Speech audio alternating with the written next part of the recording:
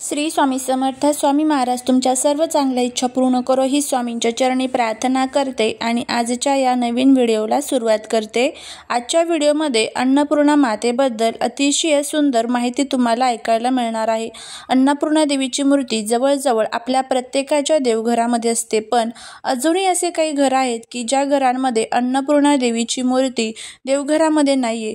पण ही चूक करू नका. अन्नपूर्णा देवीच्या मूर्तीशिवाय आपलं देवघर हे अपूर्ण आहे.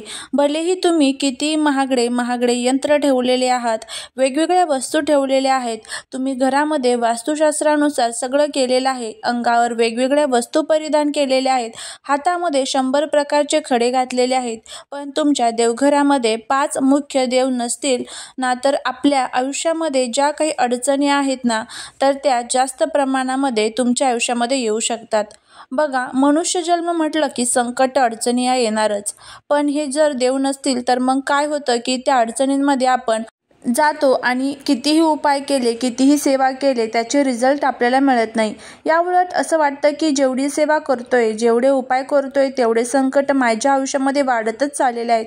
म्हणजेच त्या विळखातून आपण संकटांच्या त्या बिकट परिस्थितीमध्ये आपण बाहेरच पडू शकत नाही. बाहेर पडण्याचा मार्गच आपल्याला दिसत नाही. मग आता असं समजू की अन्नपूर्णा देवीची मूर्ती तुमच्या देवघरामध्ये नाहीच. मग ती कोणत्या वारी घ्यावी, कधी घ्यावी, कोणत्या धातूची घ्यावी, यासाठी बरोबर अन्नपूर्णा देवीचा मंत्र कोणता, अन्नपूर्णा देवीची दररोज सेवा काय करावी, किंवा अन्नपूर्णा देवीला नैवेद्य काय दाखवायचा, अशी बरीचशी माहिती. आणि तुमच्याकडे तुमच्या देवघरात ऑलरेडी अन्नपूर्णा देवीची मूर्ती असेल तर आपण सेवा कशी करावी, कोणत्या वारी करावी, आणि अजूनही बरीच माहिती या व्हिडिओमध्ये आपण बघणार आहोत.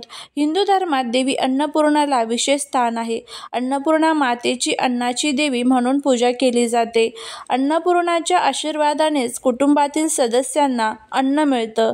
जो भक्त खऱ्या श्रद्धेने अन्नपूर्णा देवीची आराधना करतो त्याचे घर कायम धनधान्याने भरलेले राहते. धर्मग्रंथांमध्ये अन्नपूर्णा देवीला अन्न, सौभाग्य आणि संपत्तीची देवी मानले जाते. आपल्याकडे लग्न झाल्यानंतर मुलीला माहेरातून सासरी येताना अन्नपूर्णा देवीची मूर्ती आणि बाळकृष्ण देण्याची प्रथा आहे. अन्नपूर्णा देवी दिल्याने मुलगी ज्या घरी जाते त्या घरामध्ये देवी अन्नपूर्णेच्या रूपाने धनधान्याची संपन्नता व्हावी, त्यामुळे अन्नपूर्णा माता जी आहे तर ती मुलीला लग्न होताना दिली जाते. पण तुम्हाला दिली नसेल तर तुम्ही ती स्वतः सुद्धा घेऊ शकता. काहीही हरकत नाही. असं काही नाही की मला मग माहेरातून घ्यायची आहे की स्वतः मी घेऊ शकत नाही, दुसऱ्यांनीच द्यावी लागते का, असं काही नाही. बघा, आपण आपल्या स्वतःच्या पैशाने अन्नपूर्णा देवी घेऊ शकतो. सुरुवातीला तुम्हाला मी दिशेनुसार सांगते की माता अन्नपूर्णाचा तुम्हाला फोटो लावायचा असेल, म्हणजेच प्रतिमा लावायची असेल तर कोणत्या दिशेला लावायची, मूर्ती ठेवायची असेल तर कोणत्या दिशेला ठेवायची, आणि त्यानंतर देवघरामध्ये कोणत्या मूर्तीच्या बाजूला कोणत्या जागी अन्नपूर्णा मातेची मूर्ती ठेवायची. पण तुम्हाला सांगणार आहे, अन्नपूर्णा मातेची मूर्ती फोटो जर तुम्हाला घरामध्ये लावायचं असेल, मूर्ती ठेवायची असेल तर ईशान्य दिशा जी आहे तर ती सर्वात चांगली मानली जाते.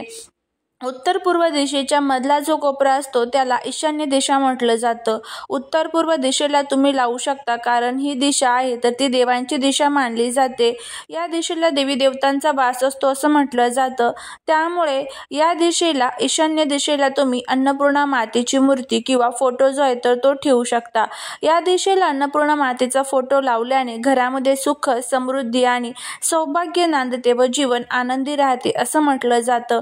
अन्नपूर्णा मातेचा फोटो घरात लावल्याने घरातील नकारात्मक ऊर्जा नष्ट होता आणि वास्तुदोषही दूर होतो. आपण ज्या घरामध्ये राहतो, भाड्याचं असू द्या, स्वतःचं असू द्या, त्या जागेमध्ये, त्या घरामध्ये काही दोष असतील तर त्याचा जो नकारात्मक प्रभाव आहे तर तो कमी होऊ लागतो. जेव्हा आपण अन्नपूर्णा मातेचा फोटो ईशान्य दिशेला लावतो तेव्हा देवी अन्नपूर्णेचे आशीर्वाद सदैव आपल्या कुटुंबावर राहण्यासाठी मदत होते. अन्नपूर्णा मातेची मूर्ती जी आहे तर ती सुद्धा आपल्या घरामध्ये ठेवणं ठेवणं किंवा तुम्ही तुमच्या स्वयंपाकघरामधील जी उत्तर पूर्व दिशा आहे तर तिथे सुद्धा ठेवू शकता. या दिशेला जर तुम्हाला अन्नपूर्णा मातेची मूर्ती ठेवणं स्वयंपाकघरात शक्य नसेल, ही मूर्ती तुम्ही पश्चिम दिशेला सुद्धा ठेवू शकता. यामुळे घरामध्ये कधीही अन्नाची कमतरता भासत नाही आणि कुटुंबामध्ये सुख शांती कायम राहते. तुम्ही साऊथ इंडियामध्ये जर गेलात, तुम्ही बघा तुम्हाला जवळजवळ त्यांच्या सगळ्यांच्या म्हणजेच किचनमध्ये तुम्हाला अन्नपूर्णा देवीची अन्नपूर्णा मूर्ती स्थापन बघायला मिळेल. तुम्ही स्वयंपाकघरात अन्नपूर्णा देवीची प्रतिमा लावू शकता. नसेल तर आपण आपल्या देवघरामध्ये अन्नपूर्णा देवीची मूर्ती जी आहे तर ती ठेवू शकतो. आपल्याकडे जर सांगायला झालं तर स्वयंपाकघरामध्ये कधीच या मूर्ती आपण स्थापित करत नाही. आपण आपल्या देवघरामध्येच अन्नपूर्णा मातेच्या मूर्तीची स्थापना करतो. कारण बघा, जसं गाव बदलतं, जसं शहर बदलतं, तशी भाषा बदलते, पद्धती बदलतात, वेगवेगळे सणवार कायमच्या करण्याची पद्धत बदलते, उपवासाच्या पद्धती बदलतात, तसंच ह्या गोष्टीसुद्धा बदलतात. आपल्याकडे सहसा किचनमध्ये किंवा हॉलमध्ये वगैरे फोटो जे आहेत तर ते ईशान्य दिशेला लावले जात नाही. कारण देवघरामध्ये माता अन्नपूर्णेची मूर्ती ठेवत असतो. अन्नपूर्णा मातेची नवीन मूर्ती जर तुम्हाला घ्यायची असेल, मंगळवार, शुक्रवार, पौर्णिमा, गुरुपुष्यामृत योग, तर अशा मुहूर्तावरती तुम्ही ही मूर्ती आवर्जून खरेदी करू शकता. पण हे शक्य नसेल की मुहूर्तावरच मी करू शकत नाहीये, या वारीस मी घेऊ शकत नाही, जेव्हा कधी तुम्ही जाल तेव्हा तुम्ही अन्नपूर्णा देवीची मूर्ती आणू शकता. पण त्या अन्नपूर्णा देवीची देवघरामध्ये स्थापना जी आहे तर ती मंगळवारी, शुक्रवारी किंवा पौर्णिमा, गुरुपुष्यामृत योग या योगावरतीच तुम्हाला करायचे आहे. माता अन्नपूर्णेची मूर्ती घेताना ती भरीव असावी, 3 ते 3.5 इंचांपेक्षा छोटी असावी. मोठ्या देवी देवतांच्या मूर्ती देवघरामध्ये ठेवू नये. जास्तीत जास्त सांगायचं झालं तर अगदी 1 इंच कमी जी मूर्ती आहे तर ती माता अन्नपूर्णेची असावी. किंवा कोणते देव असावेत, माता अन्नपूर्णेची मूर्ती तुम्ही पितळाची घेऊ शकता, पंचधातूची घेऊ शकता किंवा चांदीची सुद्धा घेऊ शकता, काही हरकत नाही. यापैकी तुमच्या म्हणजेच प्रत्येकाच्या आपल्याला सामर्थ्यानुसार मूर्ती आपल्याला घ्यायची आहे. माता अन्नपूर्णेची मूर्ती घरी आणल्यानंतर मंगळवार, शुक्रवार किंवा पौर्णिमा किंवा गुरुपुष्यामृत योगाला तुम्ही अन्नपूर्णेची स्थापना केली तर मग अन्नपूर्णा देवी देवघरामध्ये ठेवताना इतर देवी देवता कसं आपण देवघरामध्ये वस्त्रावर ठेवतो, छोटे छोटे चौरंग असतात त्यावरती ठेवतो, पण अन्नपूर्णा मातेची मूर्ती ठेवायची नसते. अन्नपूर्णा मातेची मूर्ती ही कायम धान्यामध्ये ठेवायची असते आणि धान्यांमध्ये सुद्धा स्पेशली तांदूळ जे आहेत ना तर ते अन्नपूर्णा मातेच्या मूर्ती खाली ठेवायचे असतात.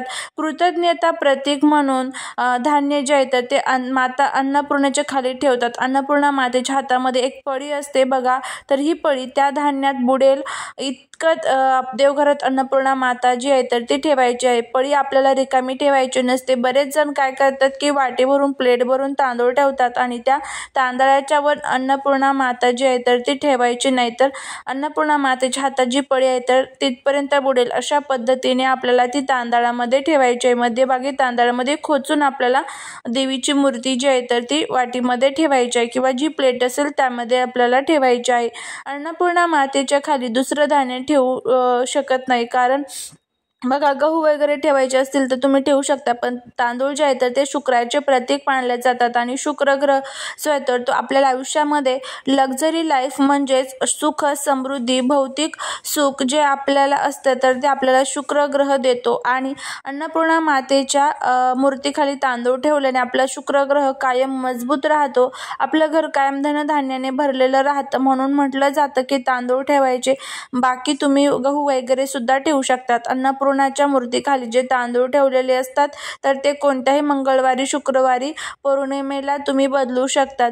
जसं की बघा, माझं सांगायचं झालं तर मंगळवारी समजा मी तांदूळ ठेवले तर पुढच्या मंगळवारी मी बदलते आणि जर मंगळवारी बदलले नाही झालं तर शुक्रवारी सुद्धा मी बदलते किंवा पौर्णिमा नाही जमलं तर इतर ज्या दिवशी टाईम भेटेल त्या दिवशी आपण ते जे तांदूळ आहे तर ते बदलू शकतो. अन्नपूर्णे देवीचा मंत्र जो आहे तर तो अशा पद्धतीने आहे। अन्नपूर्णा सदापूर्णे शंकर प्राणवल्लभे ज्ञान वैराग्य सिद्धार्थ भिक्षाम देही च पार्वती। अन्नपूर्णा सदापूर्णे शंकर प्राणवल्लभे ज्ञान वैराग्य सिद्धार्थ भिक्षाम देही च पार्वती हा मंत्र आहे। अन्नपूर्णा देवीचा मंत्र जे आहे तर ते तुम्ही घरामध्ये पठण करू शकता। देवघरामध्ये बघा, आपल्या उजव्या हाताला पायरीनुसार सांगायचं झालं तर दुसऱ्या पायरीला आपण नसेल तर तिसरी पायरी असेल, जिथे तुम्ही ठेवत असाल उजव्या हाताला गणपती बाप्पा असतात, गणपती बाप्पांच्या उजव्या हाताला बाळकृष्ण ठेवायचा आहे आणि बाळकृष्णाच्या उजव्या हाताला आपल्याला अन्नपूर्णा माता ठेवायची आहे आणि अन्नपूर्णा मातेच्या उजव्या हाताला महादेव ठेवायचे आहेत, म्हणजेच शिवलिंग ठेवायचे आणि शिवलिंगाच्या नंतर कोणतीही मूर्ती साईडला ठेवायची नाहीये, हे लक्षात ठेवा। त्यामुळे ज्या घरामध्ये अन्नपूर्णाच्या बाजूला बाळकृष्णाची मूर्ती ठेवलेली असते तर त्या घरामध्ये काय घडतं तर बघा, अन्नपूर्णा जी आहे तर ते माता पार्वतीचंच एक स्वरूप आहे आणि त्यानंतर बाळकृष्ण हे भगवान विष्णूंचे प्रतीक मानले जातात आणि भगवान विष्णू जे आहे तर ते माता पार्वतीला आपली बहीण मानतात आणि बहीण भाऊ एकत्र ज्यावेळेस आपण शेजारी शेजारी ठेवतो त्यावेळेस आपल्या घरामध्ये सुख शांती प्रेमाचे संबंध जे घरामध्ये आहे तर ते टिकून राहतात। बहीण भावामधील प्रेम सुद्धा नेहमी टिकून राहतं, घरामध्ये कोणत्याही प्रकारचे दोष जे आहे तर ते तयार होत नाही। त्यामुळे नेहमी अन्नपूर्णा देवीची मूर्ती ठेवत असताना उजव्या हाताला गणपती बाप्पा, त्यानंतर बाळकृष्ण आणि त्यानंतर आपल्याला अन्नपूर्णा देवीची मूर्ती आणि अन्नपूर्णा देवीच्या साईडला महादेव अशा पद्धतीनेच मांडणी जी आहे तर ती करायची असते। तर हा व्हिडिओ जर तुम्हाला आवडला असेल तर नक्कीच चॅनलला सबस्क्राईब करा। भेटूया पुढच्या एका छानशा नवीन व्हिडिओत। जर तुम्हाला हा व्हिडिओ आवडला असेल तर कमेंटमध्ये ओम अन्नपूर्णा देवे नमो नमः लिहायला विसरू नका। भेटूया पुढच्या नवीन व्हिडिओत एका नवीन माहितीसोबत। श्री स्वामी समर्थ।